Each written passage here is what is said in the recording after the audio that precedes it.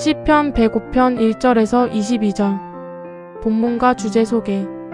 시편 105편 1절에서 22절은 하나님께서 아브라함과 맺으신 언약을 신실하게 이루어 가시는 과정을 회상하며 그분의 행하신 일을 기억하고 찬양하라는 초청입니다.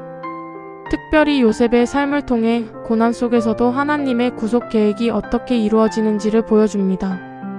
주제 하나님의 언약은 반드시 이루어지며 우리는 그것을 기억하고 찬양해야 한다. 본문 배경과 핵심 메시지.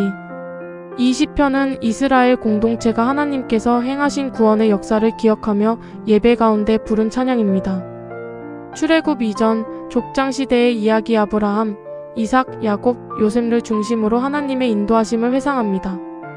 핵심 메시지는 분명합니다. 하나님은 언약을 잊지 않으시며 인간의 상황과 상관없이 그 약속을 반드시 이루신다는 것입니다. 심지어 요셉의 고난과 억울한 상황조차도 하나님의 계획 안에서 사용되었습니다. 본문 묵상. 1. 기억하고 선포하라 1절에서 7절. 시편 기자는 감사하라, 그의 이름을 알게 하라, 그의 행적을 만민 중에 알게 하라고 반복적으로 외칩니다. 신앙은 단순한 감정이 아니라 기억에서 시작되는 고백입니다. 우리는 하나님의 은혜를 잊을 때 쉽게 낙심합니다. 그러나 하나님의 일하심을 기억하고 입으로 선포할 때 믿음은 다시 살아납니다. 기억은 믿음의 출발점입니다. 2. 언약은 결코 사라지지 않는다 8절에서 15절. 하나님은 아브라함과 맺은 언약을 영원히 기억하신다고 말씀합니다. 사람은 약속을 잊어버리지만 하나님은 결코 잊지 않으십니다. 이스라엘이 약하고 떠돌이었을 때에도 하나님은 그들을 지키셨습니다. 외부의 위협 속에서도 내 기름 부은 자를 손대지 말라고 보호하셨습니다.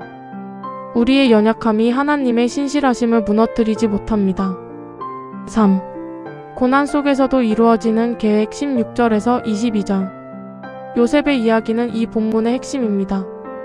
그는 형들에게 팔리고 쇠사슬에 묶이고 억울하게 감옥에 갇혔습니다. 그러나 시편은 놀랍게 말합니다. 하나님이 한 사람을 앞서 보내셨다. 요셉의 고난은 실패가 아니라 하나님의 구원 계획을 위한 준비 과정이었습니다. 결국 그는 애굽의 통치자가 되어 많은 생명을 살리게 됩니다.